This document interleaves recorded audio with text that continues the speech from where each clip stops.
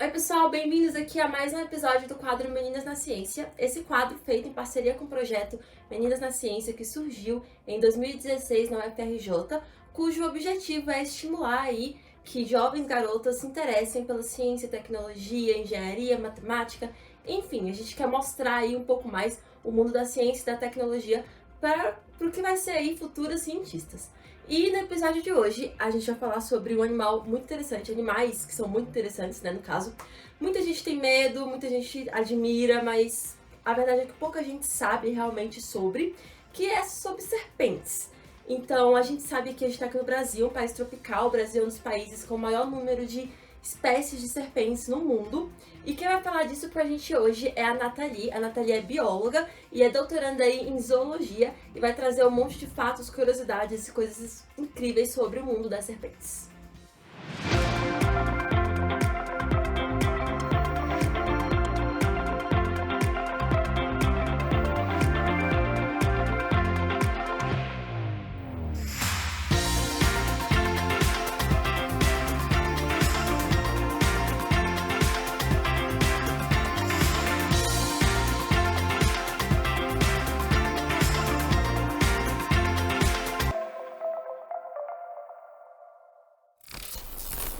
Olá, meninas.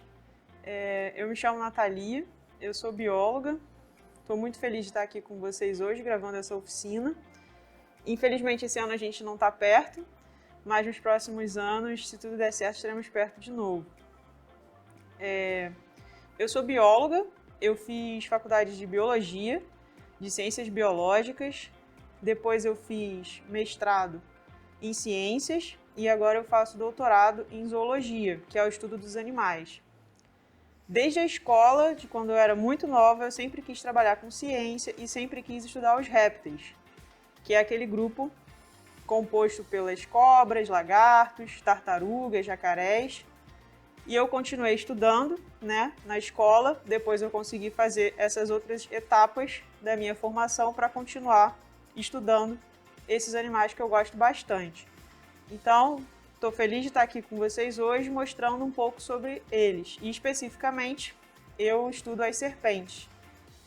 Eu preparei uma oficina para vocês, uma conversa sobre as serpentes.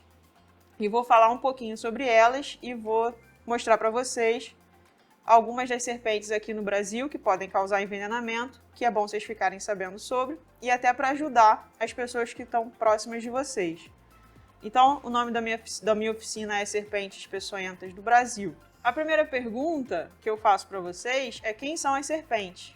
Quem são esses animais? Eu acho que vocês já sabem quem são, como elas são, mas eu vou mostrar algumas imagens e falar um pouco delas para vocês. As serpentes são esses animais compridos, com corpo comprido, que não têm patas aparentes, não têm braços, não têm pernas, assim como a gente, e que vivem em diversos ambientes no nosso planeta. As serpentes, então, elas são parentes próximos de alguns animais que a gente conhece e que a gente já viu por aí, como as lagartixas, que estão na nossa casa, por exemplo, comendo mosquitos, aranhas, e são parentes de outros animais, de outros lagartos também, e de outros animais, alguns deles até já extintos, que a gente não encontra mais hoje vivo no mundo, no planeta. Não sei se vocês viram o Jurassic Park, o filme, mas tem um bicho muito grande chamado mosasauro, que também é um parente próximo das serpentes.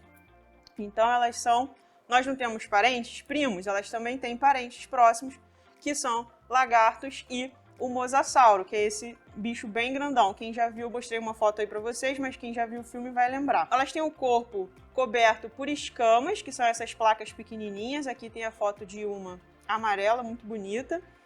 Elas têm a língua bífida, que é a língua dividida, para capturar as partículas. A gente sente o cheiro pelo nariz, respirando. As serpentes usam a língua para capturar as partículas e aí sim elas conseguem saber o que tem de odor, de cheiro naquele ambiente. Elas não têm pálpebra, igual a gente pisca, quando a gente dorme a gente fecha o olho. As serpentes não, elas ficam com o olho aberto, porque elas não têm essa pálpebra, não tem a pálpebra, que é essa parte aqui do nosso olho, por exemplo. As serpentes estão distribuídas em praticamente o mundo todo, só não estão nas regiões mais frias, nas calotas polares, porque elas precisam de calor externo para sobreviver. A gente produz calor, as serpentes precisam de ajuda do calor externo para sobreviver. Nesse mapa, esse é o mapa do mundo. Nesse mapa, a gente vê os países do mundo, os continentes do mundo. Vocês podem ver que o Brasil, que está ali na América do Sul, é um dos mais vermelhos. Quanto mais vermelho, mais espécies de serpente a gente tem. Então, vocês podem ver que o Brasil, assim como uma parte do continente africano, que é esse aqui do lado, ele tem um alto número de espécies. Então, a gente tem muita serpente aqui, o que é muito legal. As serpentes estão nos oceanos. Algumas nadam muito bem, como essa na foto. Ela tem o final do corpo dela, onde é a cauda, ela tem um pouco mais achatada. E aí ela usa essa cauda para nadar e mergulhar até lá no fundo do oceano. Ela passa a vida inteira no fundo do oceano e no oceano em geral. A gente tem serpentes muito pequenininhas, que é essa que está em cima da moedinha de R$1. Ela é uma serpente que fica embaixo do solo, no folhiço. Sabe quando a gente anda no parque ou anda na floresta que tem um folhiço, aquele monte de folha caída? Quando tem solo lá embaixo, essas serpentes podem morar ali dentro em algumas galerias, passam a vida delas toda ali. Às vezes podem sair para dar uma volta, mas elas vivem ali.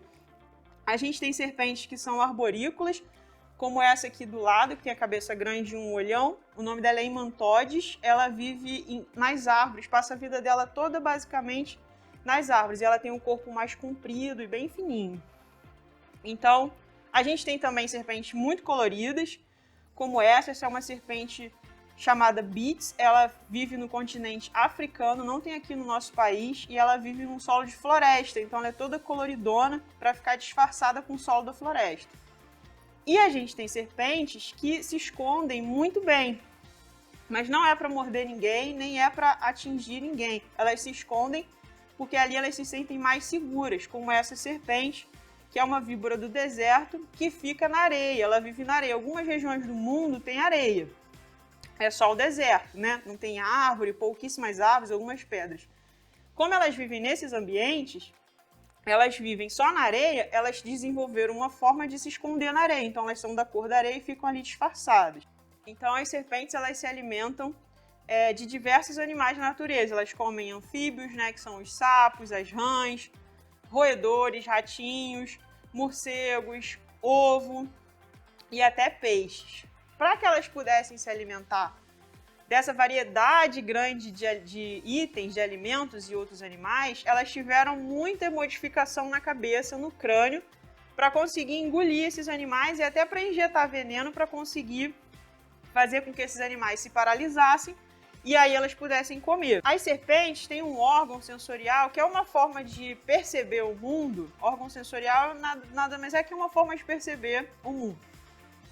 Diferenciado. Elas têm dois buraquinhos aqui perto do nariz e do olho que são chamados de fosseta loreal. Elas têm a fosseta loreal, que é um órgão sensorial, que ela usa para conseguir perceber o calor. Então, alguns animais, eles emitem calor. A gente emite calor. Se a gente colocar o termômetro no nosso corpo, a gente está com 36 graus, 35 graus. Nunca está zero, que a gente emite calor. Então, elas se alimentam de alguns animais que emitem calor, que são os roedores, por exemplo. Então, elas têm uma forma de perceber esse calor e montar uma imagem. Elas têm esse órgão, fosseta loreal, associado ao olho e ao cérebro, e elas conseguem montar a imagem do ratinho, como se elas estivessem vendo. E aí elas conseguem caçar. Por que é importante a gente conhecer esse órgão? Primeiro, ele está nas serpentes, é um super diferencial delas. Isso é bacana, saber que isso aconteceu no mundo em algum animal. E segundo, as serpentes que têm isso, elas podem causar envenenamento humano, que são as serpentes que a gente tem que prestar mais atenção. Não são todas. Menos de 30% das serpentes podem causar envenenamento. Então a gente não precisa matar os animais, não precisa ter medo dos animais. A gente precisa só saber conviver com esses animais. Então as serpentes que podem causar envenenamento, uma parte delas tem isso. E eu vou falar mais sobre isso agora com vocês. As serpentes, elas têm diferentes tipos de dentição. Se a gente olhar para os nossos dentes, eles são praticamente todos do mesmo tamanho. As serpentes, elas têm, dentro delas, né, dos grupos de serpentes, a gente tem diferentes tipos de dente. Então, a gente tem um dente, que são todos, vou mostrar para vocês depois os crânios no final. Elas têm os dentes todos do mesmo tamanho, sem nenhuma presa para inocular veneno, que chama uma dentição áglifa. Não precisa gravar esse nome, mas é o nome da dentição. Elas têm os dentes da frente, os primeiros, todos do mesmo tamanho, e o último, maiorzão, que é um dente que elas conseguem colocar um pouco de veneno, de toxina. Elas têm a dentição com os dentes de trás um pouco menores e ficam mais escondidos, e o da frente um pouco maior, que é a dentição proteróglifa. E elas têm o dente maior, grandão, que é uma presa, lá no começo da boca, que é a dentição solenóglifa. Vou mostrar para vocês agora quem é quem aqui das nossas espécies que pode ter esse tipo de dentição. Vou dar alguns exemplos. É legal saber esse tipo de dentição porque a gente vê que isso aconteceu de forma diferente dentro das serpentes. Então, cada grupo desenvolveu um tipo de dente. E esse tipo de dente está associado com o que elas comem, a possibilidade de injetar veneno ou toxinas para digerir o alimento. A gente, quando está mastigando, a nossa saliva já começa a fazer a digestão. Quando a gente começa a comer alguma coisa, na nossa boca começa a digestão. As serpentes, a mesma coisa. Quando elas injetam, quando elas mordem e sai a saliva ou toxina, elas já começam a fazer a digestão. Algumas dessas injetam uma quantidade muito grande que já pode ser considerado um veneno, porque esse veneno ele tem uma capacidade de digestão muito forte. Aqui está o exemplo de um crânio, eu mostro para vocês na foto, para vocês verem quantos ossinhos compõem a cabeça de uma serpente e como a cabeça delas tem movimentação para que elas consigam comer as presas que elas comem. E algumas delas conseguem fazer uma ingestão de veneno de forma perfeita em alguns grupos. Aqui são os exemplos. Essa dentição dos dentes todos iguaizinhos, sem nenhuma presa para inoculação de veneno, a gente tem a sucuri, que é muito famosa e muito conhecida aqui no Brasil. Ela é muito grande, está sempre perto de rios, lagoas, tem no nosso país inteiro e tem muita lenda com ela. A dentição opistóglifa, que é essa do dente maior lá atrás, a gente tem nessa cipó aqui, uma cobra cipó ou cobra verde. Ela também é bastante comum aqui no nosso país. E uma mordida dela pode causar um envenenamento. A dentição proteróglifa, que é essa que tem um dentinho na frente maior, que é uma presa, acontece nas corais verdadeiras. Aqui está um exemplo. E a dentição solenóglifa, que é esse dentão grandão lá na frente, como se fosse uma agulha, acontece nas jararacas, cascavéis, surucucu. Aqui eu estou mostrando para vocês o crânio de uma cascavel aberta, para vocês verem onde está o dente, lá na ponta, e como ela consegue fazer o movimento. Como é que a gente identifica e sabe quem é quem? No mundo hoje existem quase 4.000 espécies de serpentes, no Brasil são quase 500. Então são muitos animais. E uma porcentagem pequena desses animais pode sim causar envenenamento, mas é pequena, não é para ter medo de todas as serpentes. As serpentes também não se alimentam de seres humanos, isso é lenda. As serpentes se alimentam de outros animais menores. Como é que a gente identifica, por exemplo, as jararacas, cascavéis e surucucus? Elas vão ter esse órgão que eu mostrei para vocês lá no começo, que é esse buraquinho aqui perto do olho, que é a fosseta loreal. Elas vão ter o dorso da cabeça coberto de escamas pequenininhas. E elas vão ter a dentição solenóglifa, que é esse dente grandão lá na frente. Essa cabeça coberta de escamas pequenininhas também tem outros grupos. Mas junto com isso, o dente grandão lá na frente, a dentição solenóglifa e a fosseta loreal, quer dizer que é uma serpente da família Viperidae. Aqui no Brasil, na família Viperidae, a gente tem as jararacas, as surucucus e as cascavéis. A cascavel ainda tem uma coisa muito fácil que a gente vê de identificar ela, que é o chocalho. Se a gente chegar perto dela, ela se sentir ameaçada, ela sacode o chocalho. Mas essas serpentes, elas não vão correndo atrás da gente e elas não querem atingir a gente, não querem machucar a gente. Elas estão ali no espaço delas e às vezes a gente pode pisar ou colocar a mão e com isso pode acontecer um acidente. Outra família que é conhecida aqui no Brasil e que são serpentes peçonhentas é a família das corais. As corais têm um olho muito pequenininho, e elas têm normalmente essa coloração vermelho, preto e branco. Mas também existem corais que têm o corpo todo cheio de anéis pretos. Então, se a gente estiver na Amazônia, a Amazônia é um dos biomas do Brasil, que fica lá na região norte, né, nos estados do Amazonas, do Pará, Roraima. Se a gente olhar o mapa do Brasil, lá em cima, aquele grandão, verdão, aquele bioma, é a Amazônia. Na Amazônia, a gente tem corais que têm a coloração só de anéis pretos. Elas nem têm esse vermelho. Então, só olhar vermelho e preto não quer dizer nada. Aqui tem um exemplo de uma coral que é toda preta e só tem um pedaço da cabeça amarelo. Como é que a gente identifica, então, se a coral é verdadeira? Isso não é muito fácil. A gente precisa ver o olho. O olho das corais verdadeiras, ele é muito pequenininho. E a distância dele para a boca, para onde está a parte do lábio, é maior do que o tamanho dele. Então, ele é menor do que a distância dele para a boca. Já as corais falsas, elas vão ter o olho grandão e aquele que eu mostrei nas verdadeiras vai ser diferente. Elas vão ter o tamanho do olho maior do que a distância do olho para a boca. Isso é uma característica legal da gente ver. Mas lembrando que a gente não pode colocar a mão nos animais nem chegar muito perto. Se tiver uma dúvida e alguém tiver essa dúvida e perguntar para você, o mais seguro é a gente chamar um especialista, alguém que estuda as serpentes, para ajudar na identificação, principalmente em caso de acidentes. Vocês, como jovens cientistas, sabem dessa informação, mas vão pedir ajuda de cientistas mais velhos para ajudar vocês a identificar esses animais. Outro grupo que pode causar algum tipo de acidente são as serpentes de outras famílias, como as cipós, corre-campo, que podem também causar, estão distribuídas no Brasil todo, e tem um dente maior lá atrás, que eu comentei com vocês, que pode injetar toxina. E elas podem causar algum tipo de acidente. Então, o certo é não colocar a mão nos animais e evitar contato com elas. Aqui eu mostro para vocês um acidente com uma falsa coral. Não aconteceu nada demais, mas a pessoa ficou com o dedo machucado porque ele é um pesquisador, um cientista, ele estava trabalhando e a falsa coral, mordeu ele. E ele ficou com o dedo inchado e roxo. Então é para mostrar para vocês que outras serpentes também podem causar algum tipo de acidente. O certo é não fazer manejo, não colocar a mão. Além disso, a gente tem as cobras d'água, que também podem morder e podem causar algum tipo de acidente local, no lugar mesmo da mordida. Então, se ela morder um dedo, o dedo pode ficar inchado, pode ficar vermelho. Que também é um grupo que a gente tem que tomar cuidado para não ficar colocando a mão.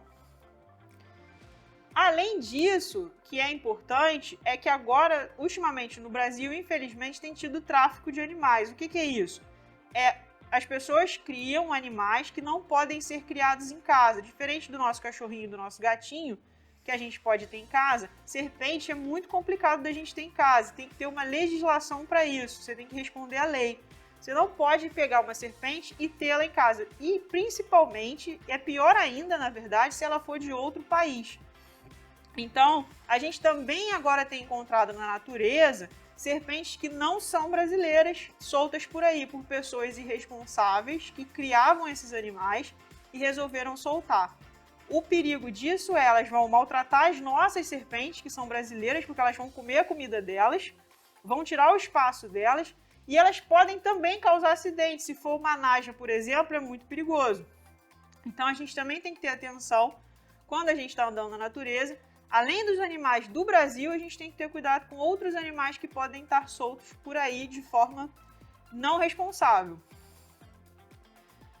Então, encontrou uma serpente, o que a gente deve fazer? Ficar longe, evitar contato e não colocar a mão de jeito nenhum. Existe uma lei no nosso país que a gente não pode colocar a mão nos animais silvestres, nem alimentar, nem ter contato com os animais silvestres. Isso é muito importante.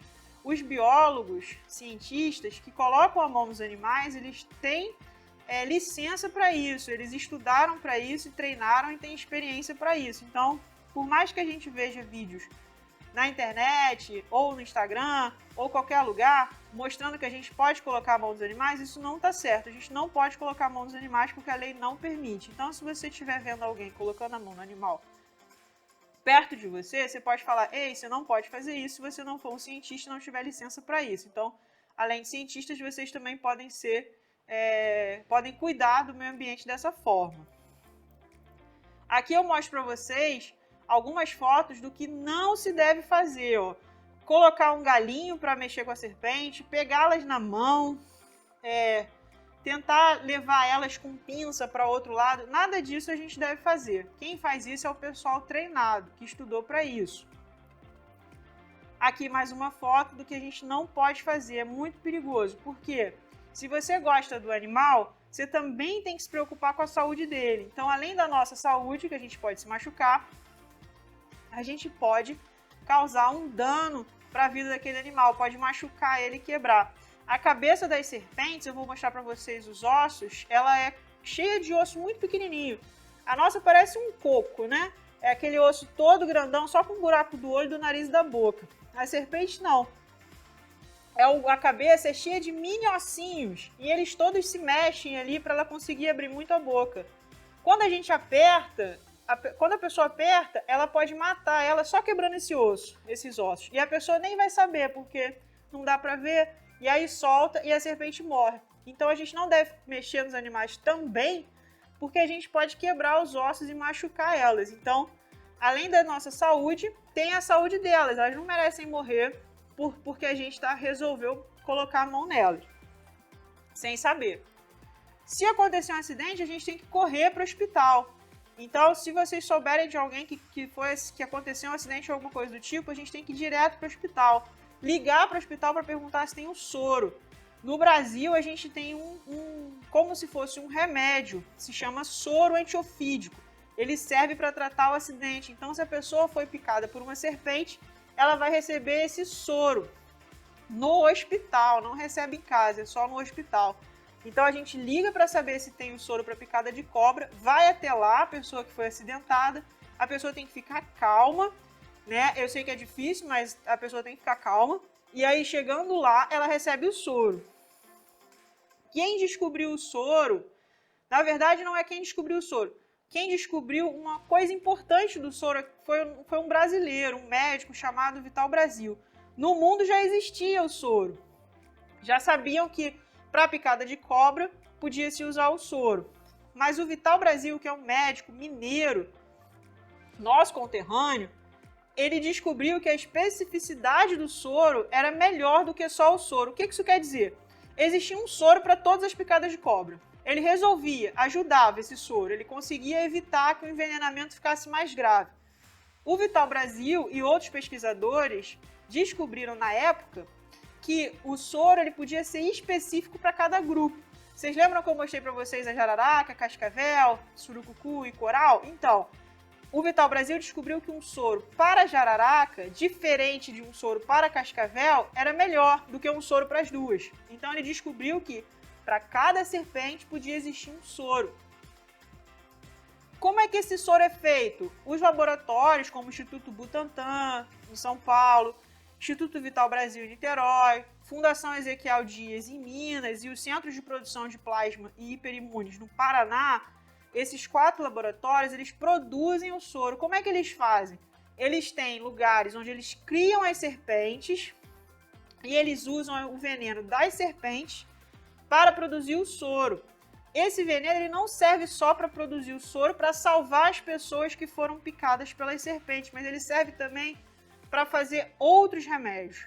Então as serpentes elas também têm essa importância, além de serem lindas, né, de pertencerem ao meio ambiente aí, evitando o aumento de roedores, de ratos e controlando um monte de coisa na natureza, elas também servem para produzir medicamentos, porque o veneno é muito rico, ele tem muitas propriedades, ele tem propriedades que servem para medicamento. Então esses laboratórios eles criam essas serpentes, produzem o soro e disponibilizam esse soro nos hospitais públicos, e é esse soro que a gente usa em caso de envenenamento.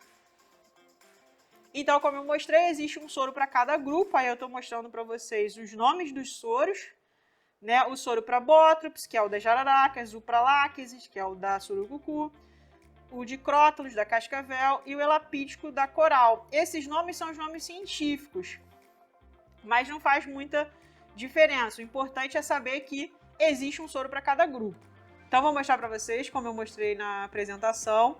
Aqui eu vou mostrar os crânios para vocês. Aqui a gente tem um crânio de uma serpente que tem todos os dentes do mesmo tamanho. E aí vou deixar vocês pensarem para responder e vou mostrar os outros. Esse aqui é uma réplica, tá? Grandona, para a gente conseguir ver mais fácil. E esse aqui é o tamanho real, ó. Esse aqui é um crânio mesmo de serpente, ó.